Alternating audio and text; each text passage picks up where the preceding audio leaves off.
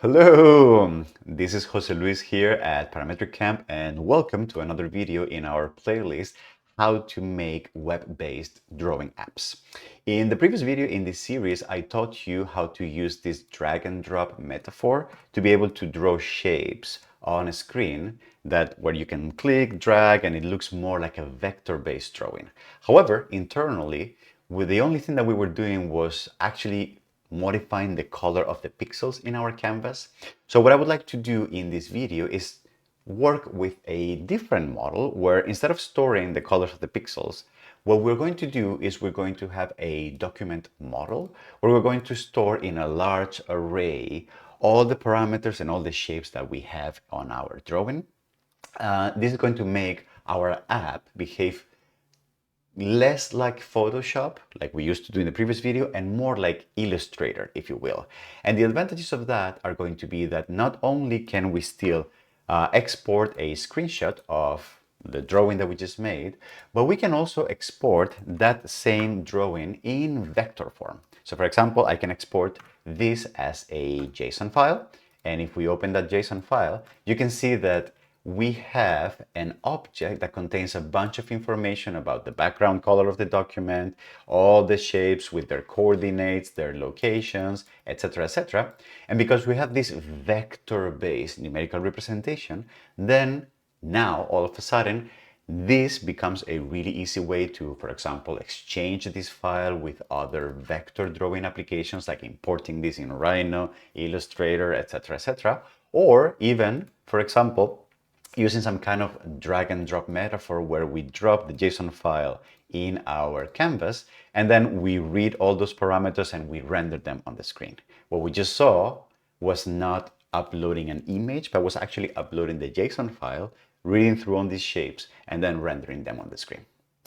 This is going to be a really cool video because it really gets into the nitty-gritties of how CAD software or vector-based drawing software actually stores representation of the geometry, and that will also be very helpful for developing more like a full-fledged vector-based drawing illustration application, if you will.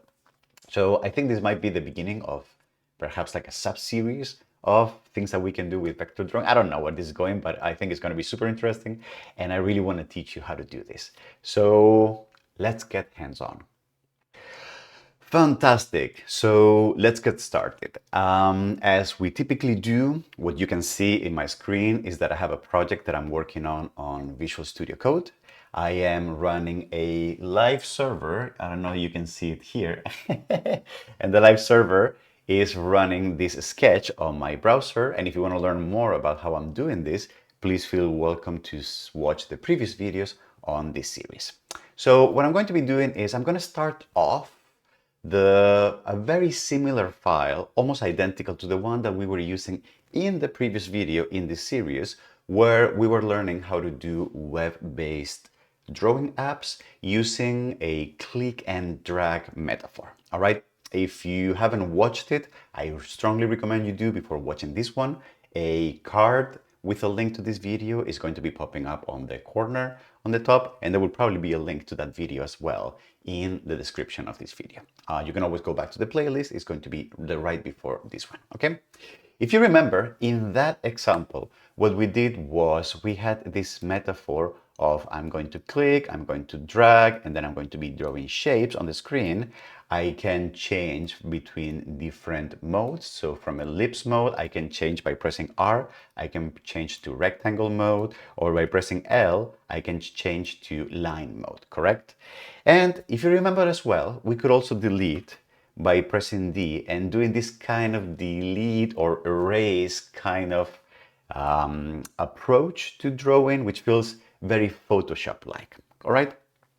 The main difference between the example that we did in the previous video and the one that we're going to be doing in this one is that the technique that we used in the previous video was to have a graphics buffer somewhere in memory where we were virtually drawing all these objects, And anytime we drew an object to that graphics memory, that object, that rectangle, that circle, that ellipse, whatever, it just became a bunch of pixels in this graphics buffer in the memory. And then every time we draw the screen, we take that buffer, we turn it into an image, and then we render all those pixels on the screen. This method is one that is very common and very useful when you want to do Photoshop-like interaction where you are not so concerned about shapes or the vector geometry of those shapes, but what you want is manipulation at the level of the pixels. And that is the reason why, for example, we could do this kind of interaction where we delete these shapes because their shapes are not really shapes anymore. The moment we draw them in the graphics buffer, they become basically dead pixels that we can turn on and off, right? So that's why it looks like more Photoshop-like, if you will. What I would like to do in this video is change a little bit of that metaphor, and then instead of working with something that is perhaps more oriented to manipulating pixels and working with those pixels one at a time, what I would like to do is change the model and work with an app that does have a notion or a sense or a memory, if you will, of actual shapes with their coordinates, with their sizes, and instead of saving them in memory as pixels with colors, which is what we're doing here using a graphics buffer, what is saving them, or the way it's representing them in memory, is with their actual shape names, an ellipse, a circle, a line, with their coordinates, where the points start and end, with the sizes. And this metaphor is going to have several advantages. If we use this metaphor, if we keep these objects in memory, then manipulating these objects as objects, so for example, doing things such as clicking on a rectangle, moving the rectangle around, scaling it, etc., will be much, much easier than if we have to do that operation working with every single one of the pixels of that rectangle. It will also make it much easier to, for example, export the document as a bunch of numbers representing all these shapes and all these coordinates and all these sizes. And it will also basically bring us closer to this metaphor of vector manipulation and vector creation of shapes. So it will make the app kind of feel and behave a little closer to perhaps Adobe Illustrator than it does behave closer to Adobe Photoshop, for example. The drawbacks of switching to this different metaphor is that doing this kind of pixel manipulation where we actually erase and manipulate the shapes at a pixel level will become harder. It's not impossible, but it will become much more difficult, all right? So what I would like you to do is I would like you to get a taste of what both ways of designing this app look like. And that's why in the previous video, we built this Photoshop-like kind of drawing app. And in this one, I would like to build more like an Illustrator or vector-based drawing app. So how are we going to do this? Well, the way we're going to do this is we're going to move away from this graphic buffer sort of way of drawing things on the screen. And what we're going to do is we're going to create what's called a document model. Or in other words, we're going to create in our memory here, we're going to create a variable that is going to be called document, for example. And in that variable, as an object, we're going to start storing all the information for all the shapes, all the colors, and everything that we want to keep in memory. And then every time we draw, instead of drawing the graphic buffer, which is going to be these pixels that we are manipulating somewhere in memory, instead of printing them on the screen, what we're going to do is with a large for loop, we're going to go through all the objects that we have stored in that document model, and we're going to render them one by one. All right? Okay, this sounded a little complicated, so let me show you actually what that would look like if we write the code. Okay, let's get started. As usual, if you want to follow this video along, I recommend you go to our GitHub repository. You can find a link to the code in the description of this video. And then I'm going to start from the project called Drawing Vector Start. So that is all the code that you're seeing right now on the screen. And then if you want to see the full thing already working, you will find it under the project Drawing Vector Full. All right, beautiful. So the first thing that we're going to do is, before I start erasing or changing anything from the graphic buffer, what I would like to do is I would like to start building that document model that I was describing. I will hard code a few examples of how it will work.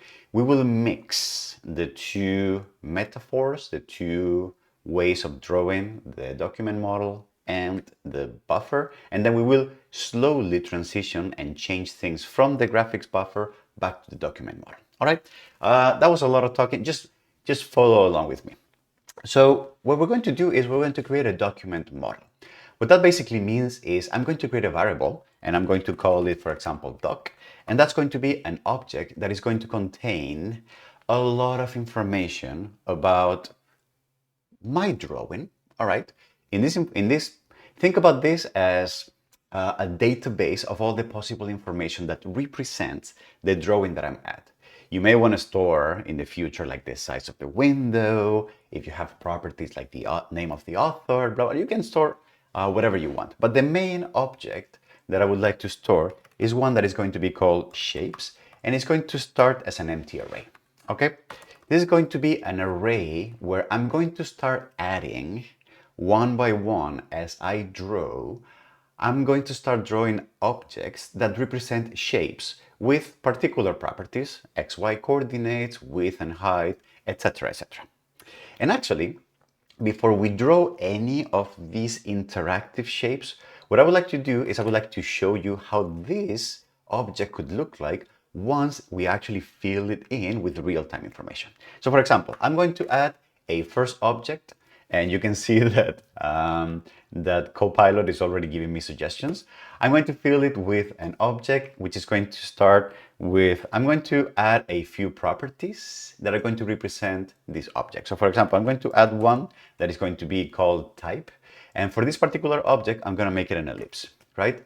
Then I'm going to give it some coordinates, x and y, so that might be the coordinates of the center, right?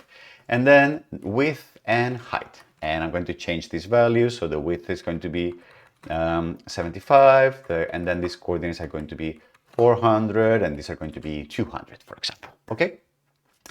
With this information, with this object that contains the type, the x and y, etc., etc., I think this is enough information for me to be able to properly and completely draw this object, except perhaps for the color. So for example, you can see that here, color is going to be 00127, for example. That's perfectly fine, all right? Okay, so I'm actually going to call this the fill color because we may want to store at some point the stroke width, the stroke color. So I'm actually going to call it fill color, just like that, all right? Beautiful. Another object, maybe I'm going to add a second one, could be a rectangle at coordinates 200 and 200 with width 75, height 75, and the fill color, this one is going to be, for example, red. And this, I'm going to make it green. Okay? So those could be two ways I can store in memory these shapes. All right? And then what I would like to do then is, if I have a document, an object that contains an array with a lot of shapes, the best way to render those shapes on the screen is going to be here under draw. We're going to say draw shapes from the document. And then what we're going to do is we're going to basically go with a for loop. We're going to iterate over all the shapes in the document object. And then we're going to do this thing. We're going to say, I'm going to pick up one by one. So this is going to be the shape, all right? And then what I'm going to do is with a large conditional, depending on this type of this shape, I'm going to draw a rectangle, I'm going to draw an ellipse, or I'm going to draw whatever that might be. So I'm going to say, I'm going to switch, and I'm going to basically make a very large conditional where I'm going to do different things based on the type of this shape. Remember, every shape is going to have a property called type, which is going to be a string representing what this is, okay? And then, for example, let's start. If this is an ellipse, what I would like to do is I would like to say no stroke, And then the fill color is going to be whatever property fill color is inside of this shape, which remember is an object with these types. So X, Y, W, H, etc., right?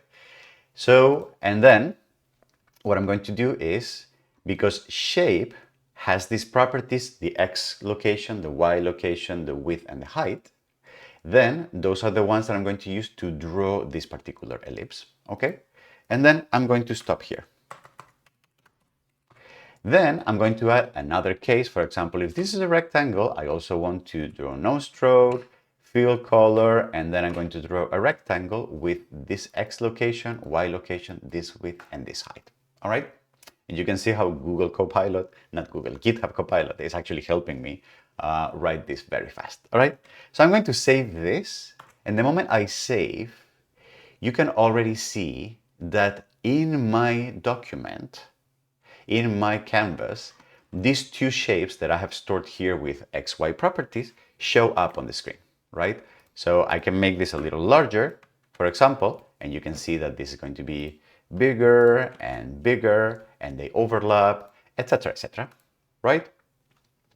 Beautiful. So this is just the beginning of that document object model that I was describing before. The document object model basically being a variable that has a bunch of properties, the main one being an array that I'm calling shapes that contains a collection of objects, each one of which has enough information for me to know what type of object it is, where the coordinates, the size, etc., etc. And therefore, for drawing them, I just have to go with a for loop over each one of the shapes, and then depending on the type, and this can be very rich, we can add here polylines, splines, images, depending on whatever it is, I decide how to take that shape and then how to render it with different functions. Does this make sense? Beautiful.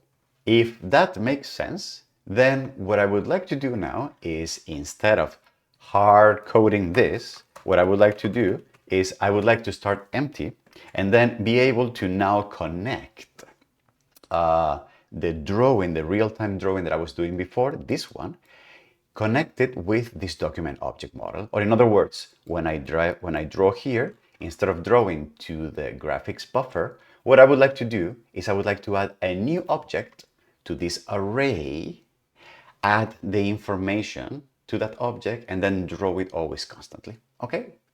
Let's take a look at how to do that.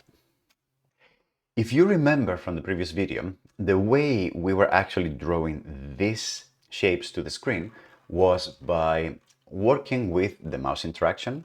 And then we had this section where we said whenever the mouse is released, then figure out which shape mode am I right now. And then in the buffer, draw an ellipse, draw a rectangle, draw a line, whatever you do, but draw it on the buffer, or in other words, on this virtual canvas with pixels that we had in memory, right? So this was the way we added, let's say, permanent drawings to our canvas, by basically drawing them to the buffer. Now, what we want to do is we don't want to use the buffer anymore, so I'm going to cancel this out. Where is this? I'm going to cancel this out. And what I would like to do is, once we release the mouse, what I would like to do is add to this array of shapes, add another object that is going to be of the type whatever the shape mode we are drawing at that time, which is going to have whatever fill color we are working with at that time. And then the X and Y and the width and the height are going to be whatever calculation we make based on the clicking pattern that we have followed. Does that make sense? So I'm going to basically start here with I'm going to start with a switch case. I'm also going to go into, which is going to depend on shape mode, all right? And shape mode, remember, is that variable that is telling us based on our clicking, based on whether if we hit E, R, L, whatever, what kind of shape we are drawing right now, okay? So we're going to start with the ellipse. If we're drawing an ellipse, all right, so what we want to do is we want to create an object. I'm going to call this obj shape that is going to be of the type ellipse, all right? Then the coordinate is going to be whatever we clicked first time, the y is going to be whatever we clicked last time, and then the width is going to be the difference between where we clicked, and then the height is also going to be the difference between the vertical coordinates of where did we click, all right? I'm actually not sure if this is going to work. I'm actually not sure if this is going to work because that was Copilot filling in. All right, and then we will want to add this shape to doc.shapes. We would like to push this shape to that. So let's see. Let's try if this works.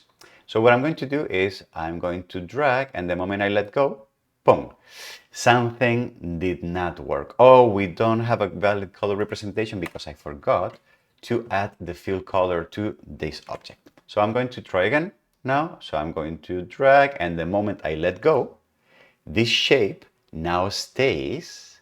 And if we actually want to see what is going on, because doc here is a global variable, it turns out that doc is going to be available in my console as well. So I can literally type doc, and if I type doc, you're going to see that I get a print down of everything that is in the, so I get the array of shapes.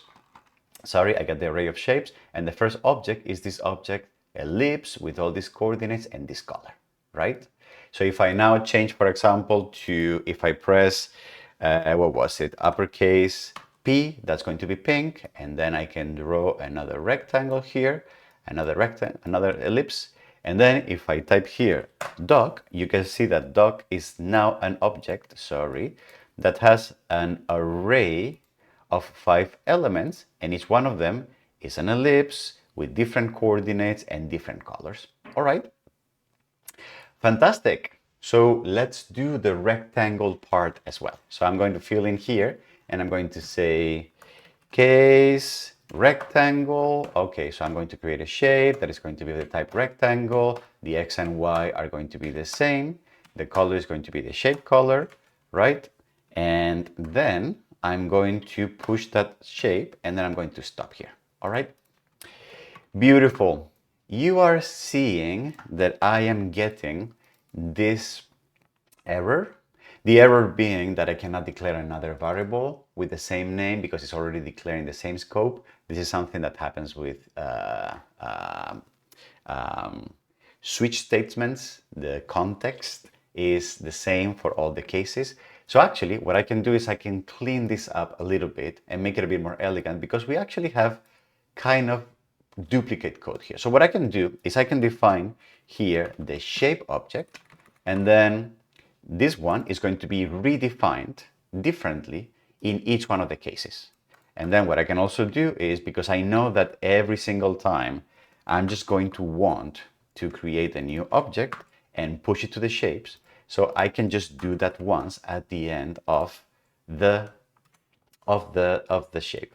So all right, so now I'm going to do this stays here, and then I'm going to press R. I'm going to switch to rectangle mode, and you can see that rectangles are already drawn. And if I now inspect the object, I have 8 elements, 8 shapes. The first 4 are ellipses, and the last 4 are rectangles. And I can still switch to different colors, right? And then if I do this again, doc, you can see that now I have 12 objects, each one of them different shapes and different colors, correct? Beautiful. So we do have now a proper document object model, so that whenever we draw shapes, those shapes get added to this master object that contains all the information, and then it gets drawn to the screen. Each one of those shapes gets drawn to the screen with this for loop, right? If that's the case, I think we're already ready to basically get rid of any graphic buffer stuff. So let me do that actually. So what I'm going to do is I'm going to clean this up. So now we only have this, then buffer is also going to disappear. All right, I'm going to just clear the background. I'm actually going to clear it here. Background 255, I'm going to remove the buffer, okay? And then everything here is going to remain the same. Here is going to remain the same. And I'm going to remove the delete mode because we're not going to be doing that anymore. All right, so we have the shapes, we have the rectangles, we can change colors, etc. And we can change. All right, beautiful. Okay, this is fantastic. So what else? I think we have a line mode that we forgot to implement. Let's implement line mode. I think in short, whenever we want to add any new shape to the capacity of our drawing app, the first thing we need to do is to add a mode that allows us to set the shape mode to whatever this new drawing, line, polyline, spline, whatever, right? And then we need to do two things. First, we need to, when we let the mouse go, we need to, upon mouse release, we need to be able to create a new object of that type. So in this case, we have here, we have, I'm going to now create a line. You can see it here, and the shape is going to be of the type line. The first coordinate is going to be what I clicked before. The second coordinate is going to be what I'm clicking right now. And the stroke color is going to be, oh, yep, and that is looking good to me. And the stroke color is going to be the color of the shape that we are drawing. And there's also going to be stroke weight, so how thick that line is. And we already had in the previous example this shape size, which was a variable that we were using. Maybe we should rename this. Probably shape size is not the best name anymore, but whatever. We're going to keep it for the time being. All right. So now we have been able to represent the shape of a line as all these parameters. And remember, even though for ellipses and for rectangles we were using x, y, w, h as the parameters that define those shapes, because this is JavaScript and it's object and it's JSON notation, it turns out that we don't strictly need to follow the same pattern of properties for all the shapes. A line does not have a width or a height, but a line has 2 points, and therefore the properties that we use to define that line are going to be called x1, y1, x2, y2, and it doesn't matter that they have different names than the other ones. In this case, perhaps the one name that we want to keep consistent across all objects is going to be the type, because the type is the parameter that we always use to make decisions about what to draw. So every shape should at least have a type so that I can decide, oh, if the type is ellipse or rectangle or whatever, draw different things. All right. So now, for example, case new line, I'm going to say that the stroke is going to have this, the stroke weight is going to be that, the line is going to be a line between the 4 coordinates that form those points, and probably for this one I want no fill. All right, beautiful. Is that true? So rectangle and then line, I'm going to draw a line, boom, and the line just shows up there. Fantastic. And then if I look at my document, you can see that I have the ellipse, the rectangle, and then, can I zoom in here? Yes, very good. You can see that I have the line with different properties. So my document model is actually looking quite great so far. All right, beautiful. Before we move on, I have kind of neglected a little bit of this part, the part where we are drawing the shapes, these ones, the ones where I am still not releasing, but this is still not in the model. So before I let go, the part where we're temporarily drawing these shapes, okay? So right now we have this if else, if else, if else. Give me 1 second. I'm going to rewrite this to a switch case form so that it's a little cleaner. All right, so I rewrote it so that it looks a bit more like this. I find it more elegant and easier to read. So yes, so I'm going to leave that there. Now, as I am recording live this with people from the Parametric Camp community, team just gave me a really good suggestion, which is, well, what about the background color? Do we change the background color using CSS, HTML? The way you change the background color is by drawing the color of the background in the canvas. However, This, as I said, we're right now hard coding this to be the color white, but there's no reason why that should be the case. It turns out that the color of the background could also be a property that is part of this really larger database of properties that define the document where we're living in. So for example, something that we could do is we could say background color of the background color is going to be white. We add it to the document. And then here in background, what we do is we say doc background color, and then that becomes the color of our background. And therefore, if I want to change this to red, for example, I can do it here. And then if I want to change this to a very pale red, I can probably do like 63. Yeah? Actually, no, because background does not take transparencies. I'm sorry about that. So we can do, I don't know, pink. Can we do pink? I don't know. Ooh, I don't know. What can we do? Okay. Yes. So bright red. Okay. Beautiful. So let me change that to, let me revert that to white. 255, 255, and then cancel this out. All right. We will use that later on. Fantastic. What is the next thing we're going to do? Well, this is where the cool things are going to start.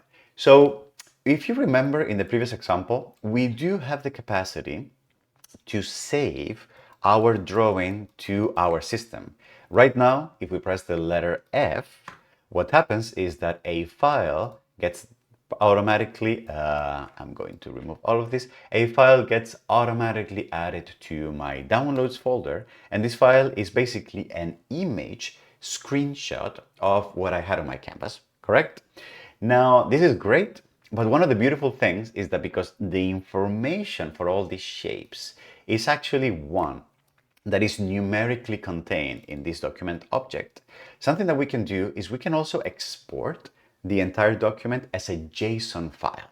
And JSON file is going to be very handy because it's basically going to be a list of all those numbers with all the properties, very similar to the one in the document model, that will be useful for us to maybe export these shapes to other programs or to later read that file and deserialize those shapes and draw them on the screen. So how are we going to do that? Well, for saving, I'm going to say else, I'm going to add another mode here that is going to let me save this as a JSON file. So what am I going to do? If the key equals J for JSON, what I'm going to do is I'm going to use from P5.js.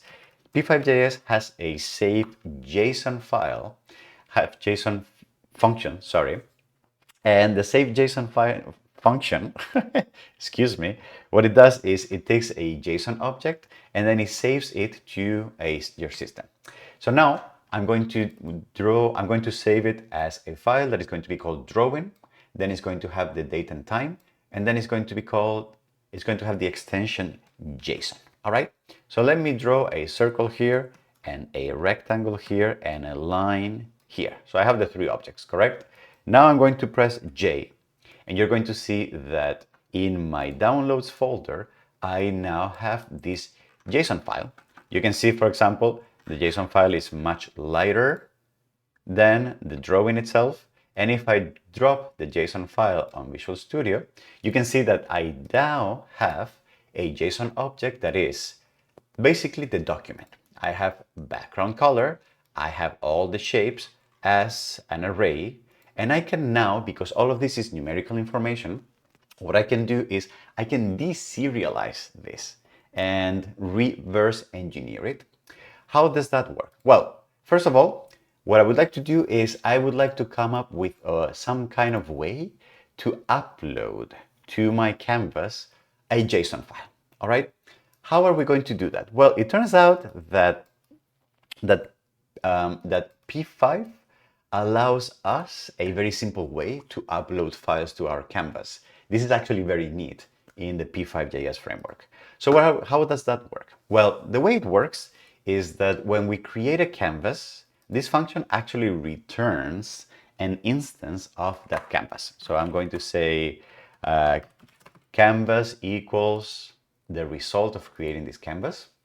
And then to that canvas, we can attach behaviors. So for example, what I can do is I can say canvas.drop, and then I can attach a function that is going to be the function that is going to handle what happens whenever that file is loaded to the canvas, is dropped on the canvas. Right now, Copilot just came up with this. I'm going to call this parse file. And then what I'm going to do all the way down here, I'm going to write that function. I'm going to say parse file is going to be a function that is going to take a file. And then what we're going to do is, first of all, the easiest thing is I'm just going to print to the console what that file looks like. So console log file, all right? And then we're going to be able to understand the representation that P5 and JavaScript do of this file that I just dropped on the canvas. So let's see if it works. So now I have my JSON file. I'm going to drop it on the canvas. And you can see that immediately I have this dump here that is called the data. All right? Beautiful. So, and it has data, it has files. So it tells me when the file was modified. Can I make this a little bigger for all of you folks? Yes. When it was modified, the size, it tells me the type of file. It gives me a lot of metadata about the file. And then there is this property called data, which is actually the information that we have inside of the file. All right. So this is the information that I actually want to parse and that I want to attach to my document, correct? So what does that mean? So when I get the file, what I may want to do is I may want to do something where we say, for example, if the file that was downloaded, that was dropped was, for example, if file dot type equals application.json, right? For example, this could be one, or we could do, for example, subtype JSON. That also works. I can do subtype JSON. If the file is a JSON, not an object, not an image or whatever, what I can do is I can, for example, what can I do? What can I do? Let me think about this for a second, actually. What is the best way to do this? Yes, because we actually do have the entire file inside of the data property of the file. Then I think just basically saying that the document, the one that is the database of our shapes, is going to be equal to whatever is in the file in the data property. I think that's probably going to be the fastest way. And if I do this and I now drop the file, we're going to get an error assignment to constant variable. That probably is because here doc, I made it a constant variable. So I'm going to change it to a non-constant variable. And then I'm going to drop this. Whoa! How cool is that, right? I was able to load the file. So now I'm going to draw more stuff here, yellow stuff, more lines, etc., etc. So I'm going to make a really complicated object here, if you will. I'm going to now export it as a JSON file. So now I have a second JSON file here. I'm going to reload this. And now I'm going to drop my JSON file. Boom! And I have my object there. How awesome is this? Beautiful. Again, remember, the idea here is that we have designed basically a data structure or a data schema is how this is sometimes referred to as well, that we can use to represent a document. The document being something that has a bunch of properties, for example, the background color, and then it has a large array with all the shapes in order that should be drawn in the screen. And then in our main sketch, or basically a sketch is a sketch that what it does is it listens to mouse interactions and then adds more properties to these shapes. And then with a large for loop, it handles reading each one of these shapes and strategically rendering it depending on the type of the shape. Okay. As you can probably imagine, this app can be extended in multiple ways. So for example, instead of just being constrained to ellipses, rectangles, and lines, we can extend this to polylines. So it's something that where we can click multiple times and then we create some kind of complex polygon. We could extend this to splines, so to have curves, all right? We could make this more interesting by having some kind of icon here that tells me where you're in rectangle mode. This is going to be the shape, this is going to be the stroke color, etc., etc. Something that is a bit more visual. And also, very interestingly, we can, because we already have all this information in JSON form, I think it would be pretty straightforward to export this information in SVG format. I don't know if you are familiar with the SVG format, but the SVG format is basically a standard for vector graphics on the web. So, which would make exchanging this file with other programs much easier. Okay, I don't know. We're gonna leave it here for this video, but I may make a second video where we expand this tool and we add all these extra features. Why not? Because it does sound cool. But as a basic, I'm going to leave it here. So this is going to be like intro to vector drawing, if you will. Maybe we make a second video where we add all these features. I don't know. Just stay tuned. And if you want to see if that video is available, maybe there is a card showing up on the corner. Maybe it will come next if you're watching this playlist video after video. We will see. I don't know. I have to think about that. Okay. But this is drawing vector shapes with a web-based app.